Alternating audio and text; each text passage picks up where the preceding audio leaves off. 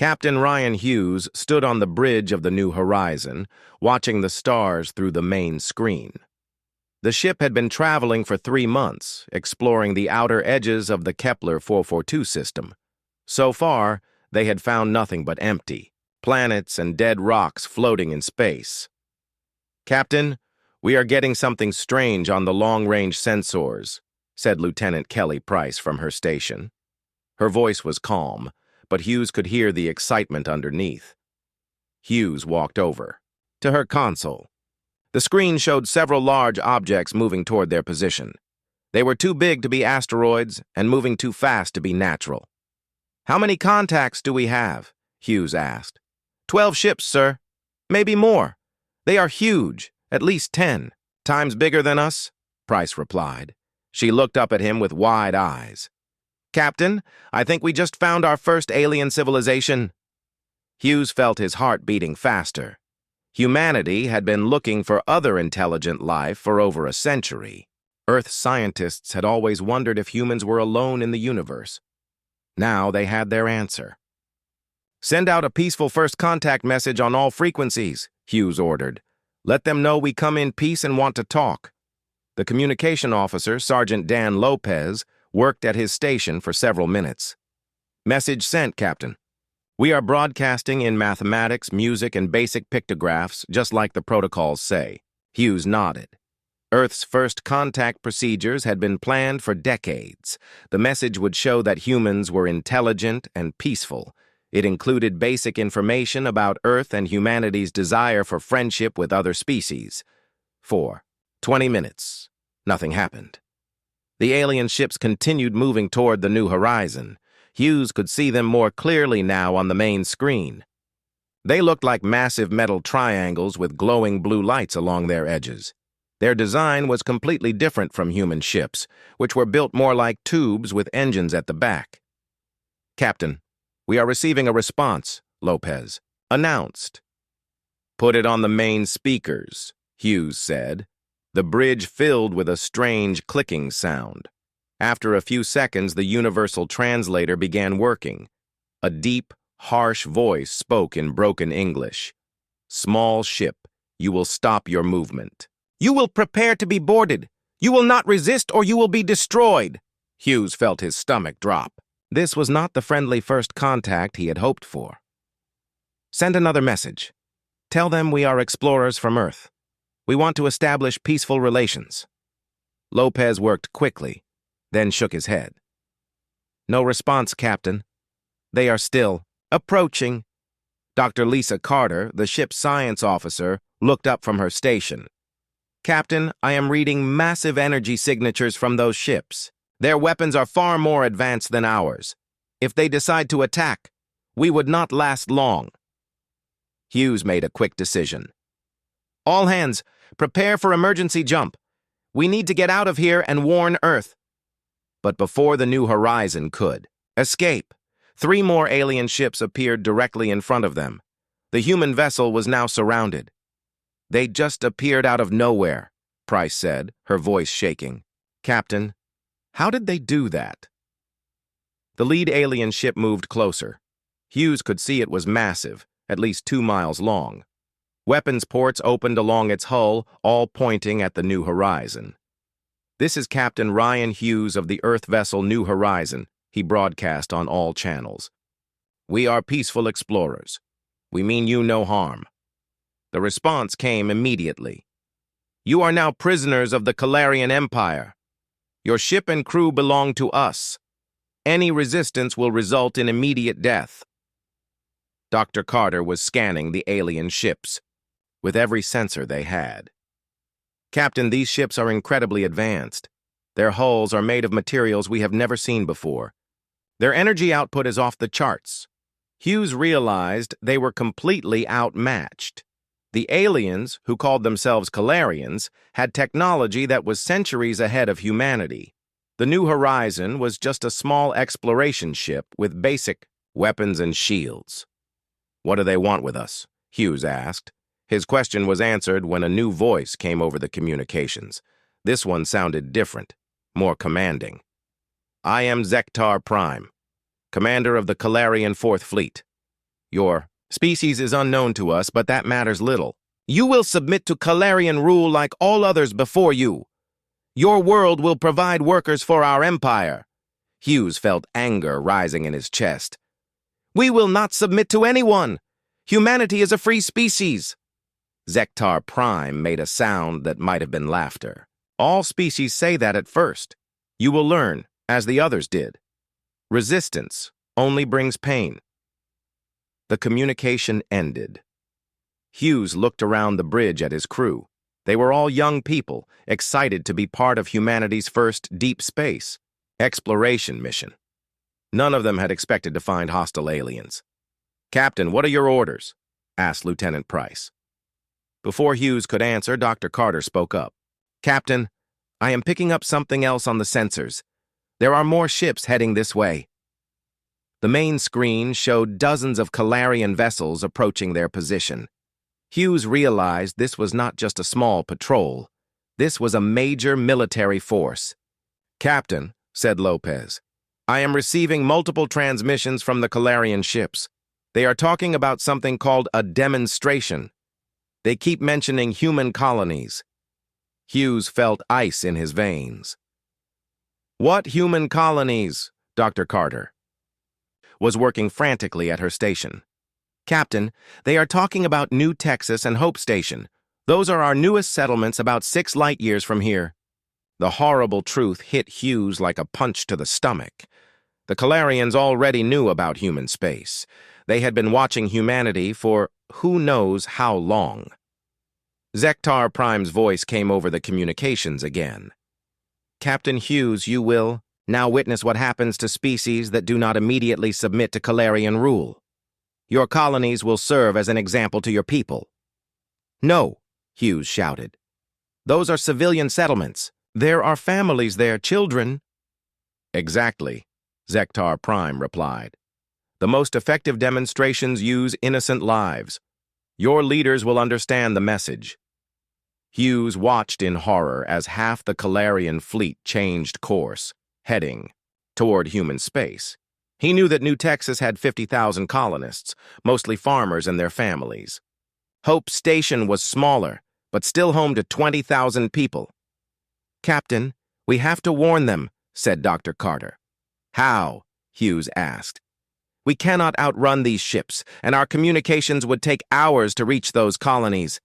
The Calarians were not interested in taking prisoners from the New Horizon. Instead, they used some kind of energy beam to disable the ship's engines and weapons. Then they simply left, following their main fleet toward human space." Hughes and his crew were trapped, floating helplessly in space while an alien army went to destroy human colonies. They could only wait and watch as their sensors tracked the Calarian ships moving toward innocent people who had no idea what was coming. 3 days later, the Calarian fleet returned. Zektar Prime contacted the New Horizon again. "The demonstration is complete," he announced. "Both of your colonies have been eliminated. 70,000 humans are dead. This is what happens to species that resist the Calarian Empire." Hughes felt sick. 70,000 people were dead because humanity had refused to immediately surrender to these aliens. Men, women, and children who had been living peaceful lives were now gone. "You have 30 days to return to your homeworld and deliver our message," Zektar Prime continued. "Your species will surrender completely, or we will destroy every human settlement in space. Then we will come for your homeworld itself." The Calarians released the New Horizon and disappeared as quickly as they had arrived. Hughes and his crew were left alone with the terrible knowledge that humanity's first contact with aliens had become a disaster. As the New Horizon limped back toward Earth, Dr. Carter studied everything she had recorded about the Calarian ships. "Captain, these aliens are more advanced than us in every way. Their ships, their weapons, their technology. If they attack Earth, we would not stand a chance." Hughes stared out at the stars, thinking about the people who had died because of alien arrogance. "Maybe not," he said quietly. "But humans have never been good at giving up. even when we should. The emergency session of the United Earth Defense Council took place in Geneva 3 days after the New Horizon returned to Earth. Admiral Kevin Brooks sat at the head of the table, looking at the faces of military leaders from every nation on the planet. The room was filled with tension and fear. Captain Ryan Hughes finished his report about the Calarian attack on the human colonies. The room was silent for a long moment after he spoke.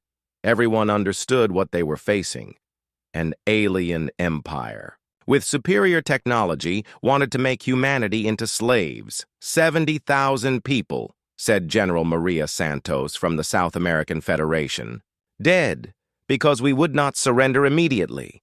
Admiral Brooks nodded grimly. The Calarians have given us 30 days to decide.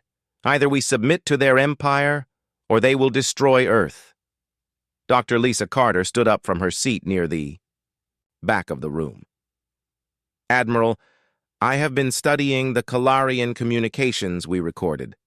I believe we can learn important things about their psychology and tactics. Go ahead, Doctor, Brooks said. Carter activated a holographic display showing data from her analysis. The Calarians have conquered at least 17 different species. Every time the pattern is the same. They make contact, demand immediate surrender, and if the species resists, they destroy a few settlements as examples. And then the species surrender, said General Robert Kim from the Asian Coalition. Exactly, Carter replied. But here is the interesting part. According to their communications, no species has ever fought back after the demonstration attacks. They all give up. Commander Jake Morrison, who had been sitting quietly in the corner, spoke for the first time. What if we do not give up? All eyes turned to Morrison. He was younger than most of the other officers in the room, but he had a reputation for thinking differently about military problems. Explain, Admiral Brooks said. Morrison walked to the front of the room. The Calarians expect us to surrender, just like every other species did. Their entire strategy is based on fear and overwhelming force. But what if we refuse to be afraid, General? Santos shook her head. Commander, their ships are far more advanced than ours. A direct military confrontation would be suicide. I agree, Morrison said. That is why we should not fight them directly. He activated the display, showing a map of known Calarian space based on the data from the New Horizon. Look at their empire. It spans dozens of star systems. To control that much territory, they need supply lines, communication networks, and industrial centers. You are talking about guerrilla warfare, said General Kim. I am talking about asymmetric warfare on a galactic scale, Morrison replied. We cannot match their military strength, but we can attack their ability to project that strength. Admiral Brooks leaned forward. What exactly are you proposing? Morrison highlighted several systems on the map. We target their infrastructure, supply depots, communication relays, industrial worlds. We make it expensive for them to hold their empire together. The room erupted in arguments. Half the generals thought Morrison's plan was brilliant. The other half thought it was insane. You are talking about attacking civilian targets, General, Santos said. That makes us no better than them. No, Morrison replied. I am talking about attacking military infrastructure. The difference is that we give warnings first. We evacuate civilians before we strike. Dr. Carter raised her hand. Commander Morrison's analysis aligns with my psychological profile of the Calarians. They have never faced sustained resistance. They do not know how to deal with an enemy that refuses to quit. While the council argued, another important meeting was taking place in a secret laboratory beneath the Swiss Alps.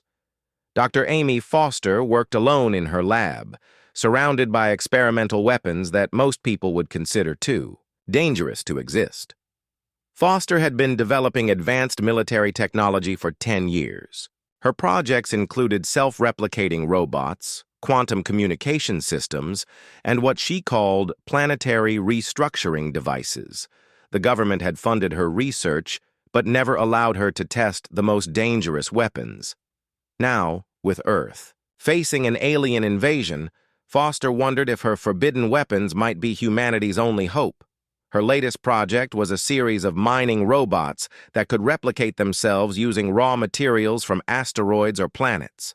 Originally designed for large-scale construction projects, the robots could also be programmed to destroy infrastructure from the inside. Foster picked up her secure phone and called Admiral Brooks directly. "Admiral, this is Dr. Foster. I think I have something that might help with our alien problem." 2 hours later, Brooks arrived at Foster's laboratory with Commander Morrison and Dr. Carter. Foster showed them her experimental weapons, explaining how each one worked. "These robots can reproduce themselves exponentially," she said, holding up a device the size of a coffee cup. "Drop a few dozen on an industrial planet, and within months, they could consume the entire manufacturing base." Morrison studied the robot carefully. "What about defenses? Can the aliens stop them?" "Not easily," Foster replied. "The robots are too small for most weapons to target effectively. They can hide underground and work slowly, so the damage would not be noticed until—" It was too late. Dr. Carter looked uncomfortable. "Dr. Foster, these weapons could destroy entire ecosystems. What about the innocent people living on those worlds?" Foster met her gaze. "Doctor, the Calarians just killed 70,000 innocent humans. How many more will die if we do nothing?" While the humans debated strategy, a new development changed everything. A ship appeared at the edge of the solar system, but it was not Calarian. This vessel was smaller and moved differently than the massive triangle ships.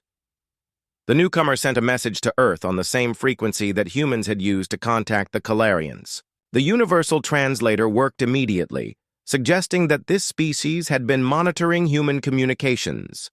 "People of Earth, I am Ambassador Nira Vel of the Alarian Federation. I come with a warning and an offer of alliance." Admiral Brooks personally responded to the message.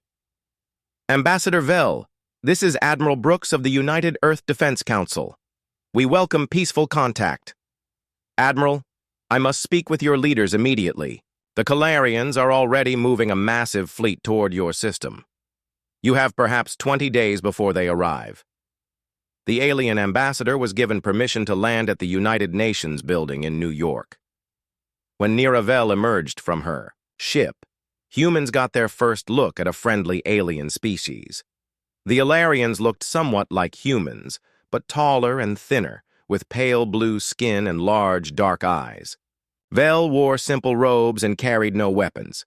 In the emergency council session, Vel explained the true scope of the Calarian threat. "My people have been fighting the Calarians for 3 years," she said. "We were once a proud civilization with colonies throughout our region of space. Now we are reduced to a few refugee fleets, hiding in empty star systems." "How many species have the Calarians conquered?" asked Dr. Carter. 17, as you discovered from their communications. But they have destroyed many others completely. Species that fought too hard or were considered too dangerous to keep alive. Morrison leaned forward. "What made those species dangerous?" Vel looked at him with her large, dark eyes. "They were unpredictable. The Calarians prefer enemies who follow logical military doctrine. They struggle against opponents who think outside their understanding of warfare. Like guerrilla tactics," Morrison said. "Yes, but more than that. The Calarians are excellent at conventional military strategy, but they have weaknesses. They depend heavily on centralized command and control. They have never faced an enemy willing to accept heavy casualties for strategic gains." Admiral Brooks made his decision. "Commander Morrison, I am giving you command of our experimental fleet. Dr. Foster, your weapons are approved for immediate production. We have 20 days to prepare for the impossible." Morrison stood up, feeling the weight of responsibility on his shoulders. "Admiral, there is something you need to understand. If we fight the Calarians the way I am proposing, other species will call it overkill. They will say we are going too far. Brooks looked around the room at the faces of Earth's military leaders. Commander, if overkill is what it takes to keep humanity free, then that is what we will do. Dr. Carter raised one more concern. What if we become the thing we are fighting against? What if stopping the Kalarians turns us into monsters? Morrison considered her question carefully. Doctor, I would rather be a living monster than a dead saint. And I would rather have my children grow up free and afraid of what their parents had to do than have them grow up as slaves. The meeting ended with humanity committed to a strategy that would either save their species or destroy them completely. As the council members left to prepare for war, Ambassador Vell approached Morrison. Commander, I have seen many species try to fight the Kalarians. Most fail because they try to match Kalarian strengths. You are planning to exploit their weaknesses instead. Is that good or bad? Morrison asked. Vell was quiet for a moment. That depends on how far you're willing to go. The Kalarians have never faced an enemy willing to do absolutely anything to win. Morrison looked out the window at the lights of New York City, thinking about the billions of humans who had no idea their world was about to change forever. Then they are about to learn something new, he said. Commander Jake Morrison stood on the bridge of his flagship, the Liberty Bell, watching 12 human ships prepare for their first strike against the Kalarian Empire. The experimental fleet looked small compared to the massive alien vessels they would face. But Morrison knew that size was not everything in warfare. Dr. Amy Foster had worked around the clock for 18 days to equip the fleet with her experimental weapons. Each ship carried thousands of self-replicating mining robots, quantum communication jammers, and what Foster called stellar engineering devices. Morrison hoped he would never need to use the last ones. Commander, we are approaching the Kalos. Prime system, reported Captain Ryan Hughes from the tactical station. Long-range sensors show heavy industrial activity on the main planet. Morrison studied the data on his screen. Kalos Prime was one of the Kalarian Empire's most important manufacturing worlds. The planet produced 30% of their starship, components and weapon systems. Destroying it would hurt their ability to build new ships. But Morrison was not planning to destroy the planet. He had something much worse in mind. Take us to the asteroid belt, he ordered. We need to get closer, without being detected. The human fleet moved carefully through the outer system, using the asteroids as cover. Dr. Lisa Carter monitored Kalarian communications from her station. Commander, I am picking up routine traffic from the planet. They have no idea we are here, she reported. Morrison nodded. The Kalarians were so confident in their superiority that they barely bothered with security in their home systems. They could not imagine that inferior humans would dare to attack them. Dr. Foster, are your robots ready? Morrison asked. Foster looked up from her engineering station. Ready, Commander. I have programmed them to target the planet's industrial infrastructure and mineral deposits. They will work slowly at first, so the Kalarians will not notice them. For several weeks. And then they will multiply exponentially. Within 6 months, they will have consumed the planet's entire industrial base from the inside out. Morrison felt uncomfortable about using such a weapon, but he pushed the feeling aside. The Kalarians had killed 70,000 innocent humans, without hesitation. This was war, and war required hard choices. Launch the robots, he ordered. Thousands of tiny devices, each no bigger than a coin, shot out from the human ships toward Kalos Prime. They were too small and fast for Kalarian sensors to detect. Within hours, they would burrow into the planet's surface and begin their work. Phase 1 complete, Foster reported. The robots are now autonomous. There is no way to stop them without destroying the entire planet. The human fleet moved to their next target, the Kalarian communication network. Morrison had studied the Empire's structure carefully and identified a critical weakness. All Kalarian military communications passed through a series of quantum relay stations. Captain Hughes brought the Liberty Bell close to the nearest relay station. The structure was massive, built into an asteroid and protected by powerful shields, but Morrison was not planning a direct attack. "Dr. Carter, begin transmitting. The psychological warfare package," he ordered. Carter activated a special transmitter that Foster had designed. Instead of trying to break through Calarian security, it simply broadcast on the same frequencies they used for entertainment and education. The transmission contained carefully selected stories from human military history. Tales of Thermopylae, where 300 Spartans held off a massive army. Stories of Stalingrad, where humans fought building by building rather than surrender. Accounts of Hiroshima and Nagasaki, where one species had used weapons that could destroy entire cities. "The stories are spreading through their network," Carter reported. "Calarian soldiers are downloading and sharing them." Morrison smiled grimly. Dr. Carter had realized that the best way to fight the Calarians was to make them afraid. Every story emphasized the same message. Humans would rather die than surrender, and they had weapons that could kill millions. The fleet moved on to their third target, the military academy on Nexus Station. This was where young Calarians learned to become officers. Morrison wanted to give them a very different kind of education. "Commander, we are detecting Calarian patrol ships near Nexus Station," Hughes reported. "How many?" Morrison asked. 6 vessels. Standard configuration. They are conducting routine patrols." Morrison made a quick decision. "Prepare the quantum jammers. We are going to cut their communications and then broadcast directly into the Academy's systems." The human ships moved into attack position. Morrison had no intention of destroying the Academy or killing the students inside. Instead, he wanted to teach them something their instructors had never mentioned. Some enemies cannot be defeated by conventional tactics. "Jammers activated," Foster reported. "The Calarian ships cannot communicate with each other or their base." The Calarian patrol ships tried to respond to the jamming, but their technology was designed for fighting conventional enemies. They had never faced weapons that attacked their communications systems. "Broadcasting into the Academy network now," Carter announced. The transmission included detailed records of human military history, focusing on asymmetric warfare and total war concepts. Morrison wanted young Calarian officers to understand what they would face if they chose to fight humanity. One recording was particularly effective.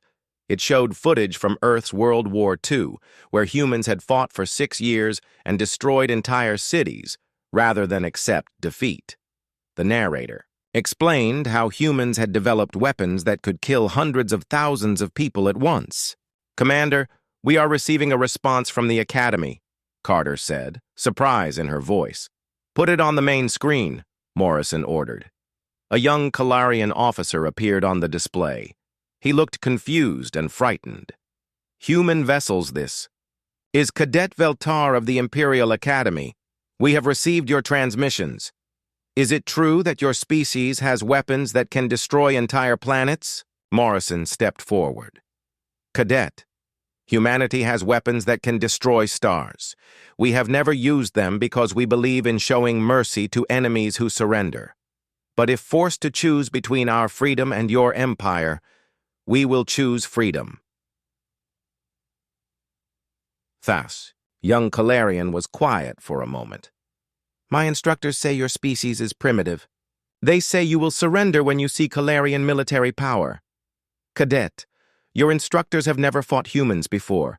We suggest you study our history carefully and decide for yourself whether you want to be part of an army that fights us." The transmission ended, but Morrison knew the message would spread. Young Calarian officers would share the human military records with their classmates. Doubt would spread through their ranks. The human fleet's next target was more ambitious. A major Calarian supply depot that served their entire southern frontier. The facility was heavily defended, with energy shields and automated weapons systems. Morrison had no intention of attacking it directly. Instead, he used a tactic that the Calarians had never seen before. "Dr. Foster, deploy the infiltration robots around the depot's perimeter," he ordered. These robots were different from the ones they had used on Kalos Prime. Instead of consuming materials, they were designed to create underground tunnel networks. They would burrow beneath the depot and create a hidden base of operations. Robots deployed, Foster reported. They will need approximately 72 hours to establish a full network. While they waited, Morrison received an important message from Ambassador Niravel. The Alarian diplomat had been coordinating with other enslaved species within Calarian space. Commander Morrison, your psychological warfare is working better than we hoped, Vel reported. 3 different species have contacted us asking for human tactical advice. They want to start resistance movements in their own systems. Morrison felt a moment of satisfaction. This was exactly what he had hoped for. The Calarian Empire was too large to control if multiple species rebelled at the same time. What kind of help do they need? He asked. Mainly sabotage techniques and communication, equipment. They have the will to fight, but not the knowledge or tools. Morrison looked at Dr. Foster. Can we modify some of your robots to help resistance movements? Foster nodded. I can program them to create weapons and communication devices using local materials. The robots could teach resistance fighters how to build effective sabotage. Tools. Do it, Morrison ordered. 3 days later, the infiltration robots under the Calarian supply depot had completed their work. Morrison now had a hidden base directly beneath one of the Empire's most important facilities. Phase 1 of the depot operation is complete, Foster reported. We have established a full underground network with manufacturing capabilities. Morrison activated the communication system to address the entire fleet. All ships, prepare for Phase 2. We are going to show the Calarians what happens when humans get creative. The robots began producing small explosive devices and placing them throughout the depot's infrastructure. But instead of detonating them immediately, Morrison had a different plan. Dr. Carter, can you hack into the depot's communication system? He asked. Already working on it, Commander. The robots have tapped into their main network. A few minutes later, Carter had access to the depot's internal systems. Morrison used it to send a message directly to the Calarian commander. This is Commander Morrison of the human fleet. We have placed explosive devices throughout Zektar Prime, stood in the command center of his flagship, watching reports flood in from across the Calarian Empire. In just 2 months, the humans had done something no enemy had ever accomplished. They had made the Empire look weak. The loss of Kalos Prime was devastating. The planet's industrial capacity had been completely destroyed from within, and it would take years to rebuild. Worse, the human psychological warfare was spreading fear throughout Calarian space. Commander, we have another problem, reported his aide, Sub-Commander Veltar. 3 more species have started rebellion movements. The humans are supplying them with weapons and tactical advice. Zektar Prime slammed his fist on the command table. How are these primitive humans doing this? We have the most advanced military in the galaxy. Sir, our intelligence suggests that the humans do not fight like other species. They target our infrastructure instead of our military. They use weapons we have never seen before. The Calarian commander studied the tactical display showing human attacks across his empire. Every strike was precise and devastating, but the humans always evacuated civilians before attacking. It was unlike anything in Calarian military doctrine. Sir, I have a suggestion, Veltar said carefully. Perhaps we should consider negotiating with the humans. They have shown they can be reasonable. Zektar Prime turned on his subordinate with fury. The Calarian Empire does not negotiate with inferior species. We have conquered 17 civilizations, and we will conquer this one too. But privately, Zektar Prime was worried. The humans had capabilities that his scientists could not explain. Their robots could replicate themselves and consume entire planets. Their weapons could disable Calarian technology. And their psychological warfare was turning his own officers against him. He made a decision that would change the course of the war. Prepare the execution fleets, he ordered. We will show these humans the price of resistance.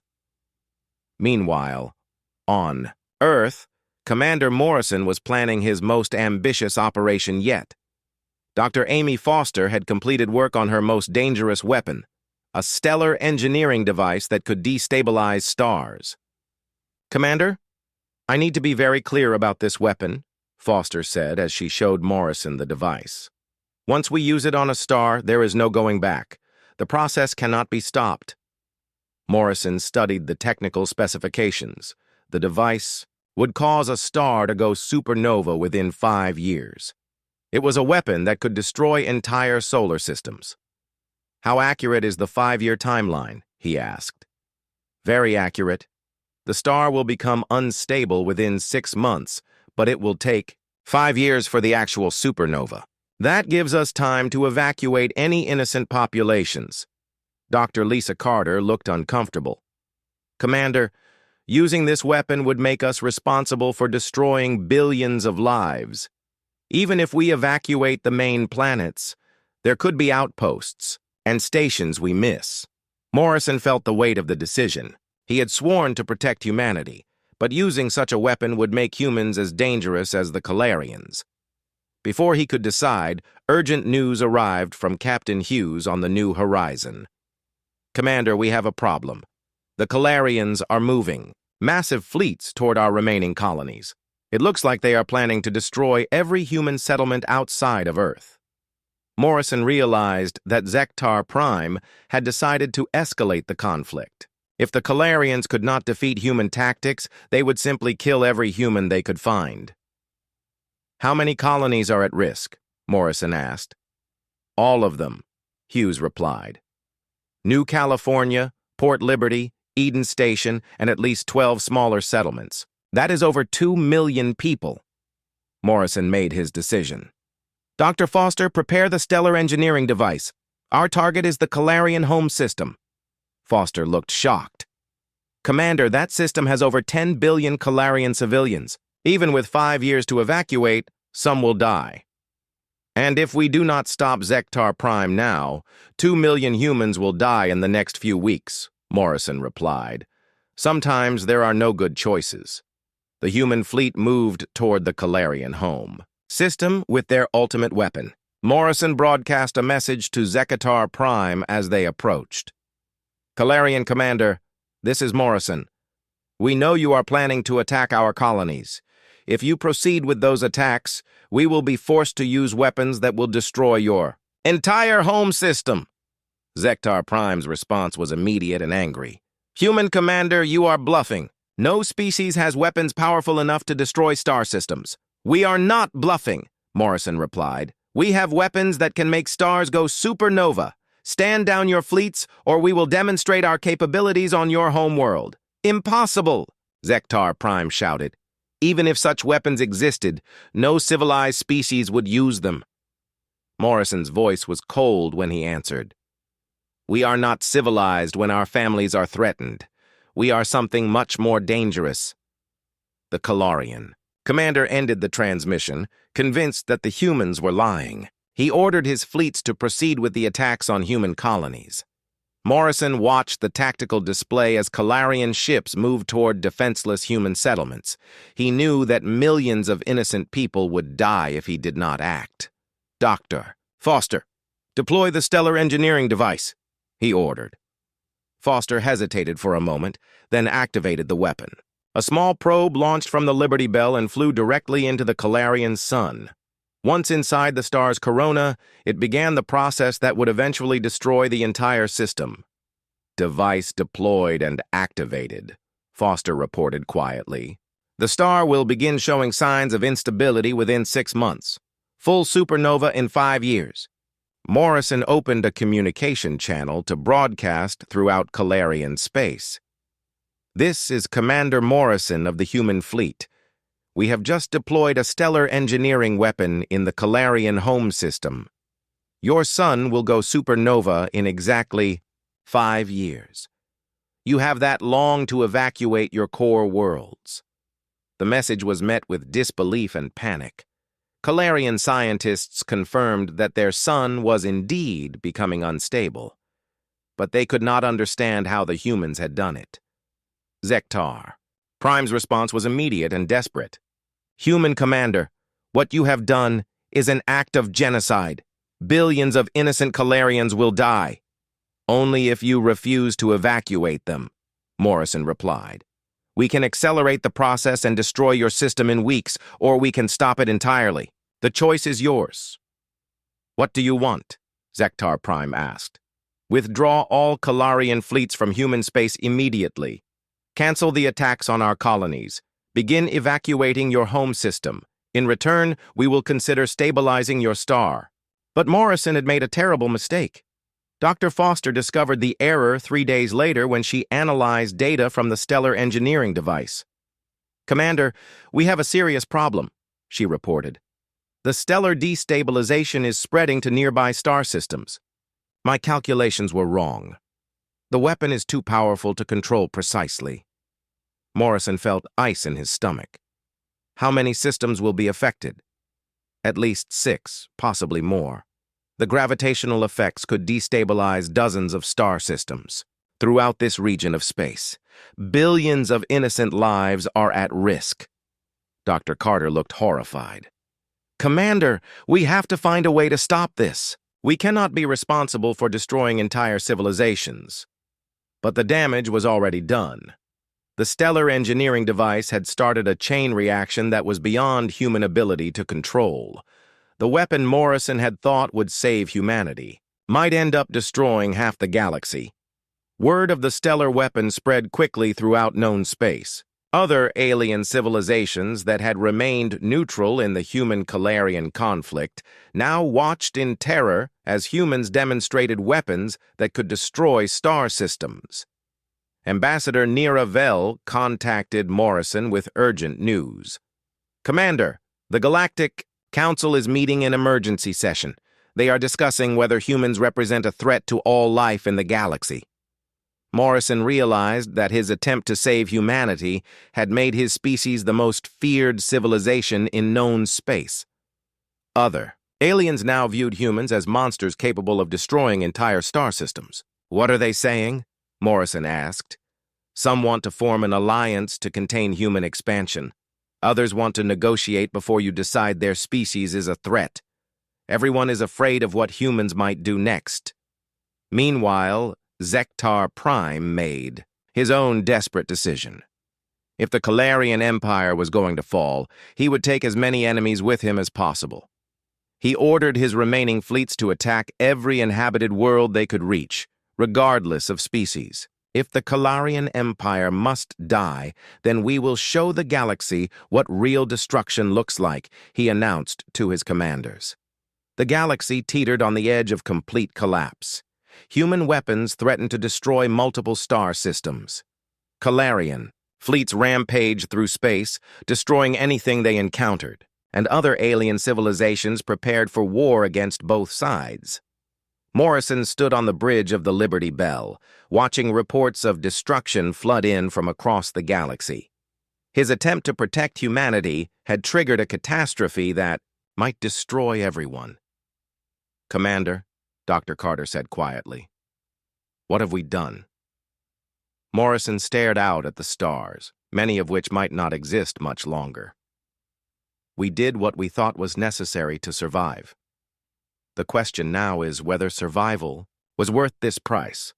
Captain Hughes approached from the Commander Jake Morrison stood in Dr. Amy Foster's laboratory aboard the Liberty Bell, staring at the calculations that showed their stellar weapon was out of control. The device meant to save humanity was now threatening to destroy multiple star systems and kill billions of innocent people. There has to be a way to stop it, Morrison said, though his voice showed little hope. Foster shook her head. Commander, the process is self-sustaining now. The only theoretical way to stop it would require us to fly directly into the star's corona and use our ships as conduits to channel the excess energy. That would be suicide, said Dr. Lisa Carter. Yes, Foster agreed. But it might work. If we could redirect the stellar energy into controlled fusion reactions, we could stabilize the star and prevent the chain reaction from spreading to other systems. Morrison studied the technical diagrams Foster had prepared. the plan would require his entire fleet to fly into the surface of an unstable star and somehow contain energies that could destroy planets. "How many ships would we need?" he asked. "All of them," Foster replied. "And even then, success is not guaranteed. The energy levels involved are beyond anything we have ever attempted." Captain Ryan Hughes entered the laboratory with urgent news. "Commander, we are receiving communications from across the galaxy. The situation is getting worse." Hughes activated a holographic display showing the current state of galactic civilization. Calarian fleets were destroying inhabited worlds throughout their former empire. 3 alien species had declared war on humanity, believing that humans were planning to destroy everyone. And the stellar instability was spreading faster than predicted. "How long do we have?" Morrison asked. 6 hours, Foster replied. After that, the stellar collapse will reach the point where even our intervention would not work. Morrison felt the weight of decision crushing down on him. His fleet consisted of 12 ships and nearly 1,000 crew members. If they attempted to stop the stellar weapon, most of them would die. But if they did nothing, billions of innocent people across multiple species would die when the stellar chain reaction destroyed their worlds. "Commander," Carter said quietly, "there is something else you need to know. Ambassador Vell has been in contact with moderate Calarian factions. They have overthrown Zektar Prime and want to negotiate an end to the war." Morrison looked up with surprise. "What happened to Zektar Prime?" "His own officers killed him," Hughes reported. "They realized that his strategy of destroying everything would lead to the complete annihilation of their species. A younger officer, named Subcommander Veltar, is now in charge of what remains of the Calarian military. This changed everything. If the Calarians were willing to end the war, then perhaps there was still hope for a peaceful solution." "Open a communication channel to this Subcommander Veltar," Morrison ordered. A few minutes later, the young Calarian officer appeared on the main screen.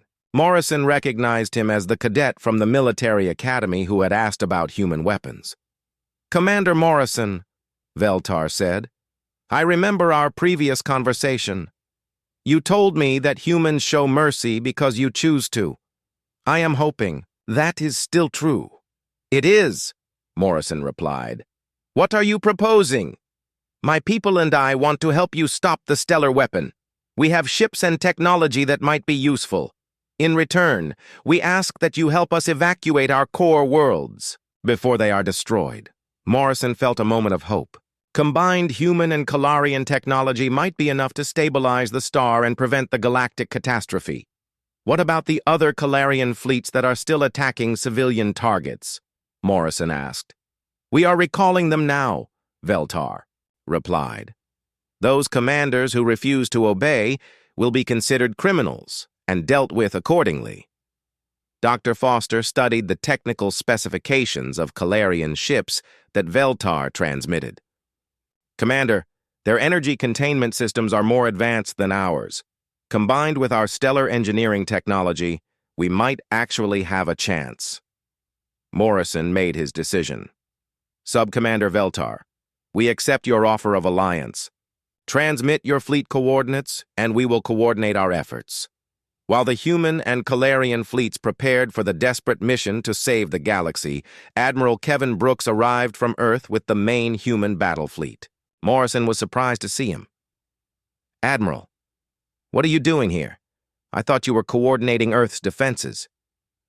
Brooks smiled grimly.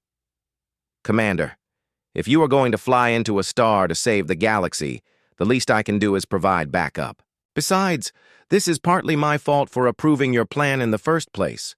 The combined human-Calarian-Ilarian task force assembled near the unstable star." Morrison looked out at the impossible sight of former enemies working together to prevent mutual destruction. Ambassador Nira Vell had also arrived with several Ilarian science vessels. "Commander, my people have experience with stellar phenomena.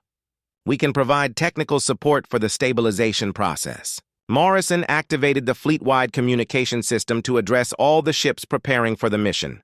"All vessels, this is Commander Morrison. In 1 hour, we will attempt something that has never been tried before. We are going to fly into an unstable star and try to contain energies that could destroy multiple worlds." He paused, looking around the bridge at his crew. "Many of us will not survive this mission, but if we succeed, billions of innocent people will live. That makes the risk worthwhile." The response from the fleet was immediate and unanimous. Every ship, human and alien alike, confirmed their readiness to attempt the impossible. Dr. Foster had worked with Calarian and Alarian scientists to develop a coordinated plan. The ships would fly in formation into the star's corona, using their combined energy systems to create a massive containment field around the stellar instability. "Remember," Foster broadcast to all ships, "we need to maintain the formation exactly. If even one ship breaks away too early, the entire effort could fail." Morrison took his position on the bridge of the Liberty Bell as the fleet began its final approach to the star. The temperature readings were already climbing beyond safe levels. "SurviveHFY. Ships, begin descent into the corona," Morrison ordered. The combined fleet dove toward the surface of the unstable star. The energy readings were beyond anything any of them had ever experienced. Several ships immediately began reporting critical system failures. "Stay in formation," Morrison shouted over the communication system. "We are almost in position." "Captain." Hughes monitored the tactical display as the ships arranged themselves around the stellar instability. "Commander, we are in position. All ships are ready to begin energy containment." "Begin the stabilization sequence," Morrison ordered. Every ship in the fleet began channeling their energy systems into a massive containment field around the star's core. The energy levels were so high that several ships immediately lost their shields and hull plating. "The process is working," Foster reported excitedly. "The stellar instability is beginning to collapse into controlled fusion reactions." But the success came at a terrible cost. 3 human ships and 2 Calarian vessels suffered critical damage and began falling toward the star's surface. "This is Captain Peters on the New York," came a transmission from one of the damaged ships. "We have lost main power and life support. We are falling into the star." Morrison watched helplessly as 5 ships and their crews were consumed by the stellar fires. But their sacrifice was not in vain. The containment field held, and the star's instability continued to decrease. "Commander," Hughes said quietly, "the Liberty Bell is taking critical damage. Our hull is failing." Morrison looked around the bridge. Smoke was filling the air, and several crew members were unconscious from the heat and radiation. But the mission was almost complete. "How much longer do we need to maintain the field?" Morrison asked. 2 more minutes, Foster replied through gritted teeth. "The star is almost stable." Morrison made a decision that would haunt him for the rest of his life. "All ships except the Liberty Bell begin emergency withdrawal. We will maintain the field until the process is complete." "Commander, no!" Hughes protested. "If you stay, you will die." "That is an order, Captain. Get the fleet to safety." But Hughes refused to abandon his commander. "Sir, if you are staying, then so am I. We started this mission together, and we will finish it together." One by one, the other ships began their emergency withdrawal from the star's corona. The Liberty Bell remained alone, channeling massive energies while its hull melted around the crew. "Stellar stabilization complete," Foster announced. "The star is stable. The chain reaction has been stopped." Morrison felt a moment of relief before the ship's power systems finally failed. The Liberty Bell was dead in space, falling toward the star's surface with no way to escape. "This is Subcommander Veltar," came a transmission. "I am returning to assist the Liberty Bell." "No," Morrison replied. "The mission is complete. Do not risk your ship." "Commander, you taught me that mercy is a choice. I choose to help you, just as you chose to help my people." Veltar's ship dove back into the star's corona and managed to lock onto the Liberty Bell with tractor beams. Working together, the 2 vessels barely escaped the star's gravitational pull. 3 days later, Morrison stood in the medical bay of an Alarian hospital ship, recovering from radiation exposure. The stellar weapon had been stopped, the Calarian. War was over, and the galaxy was safe. But the cost had been enormous. Over.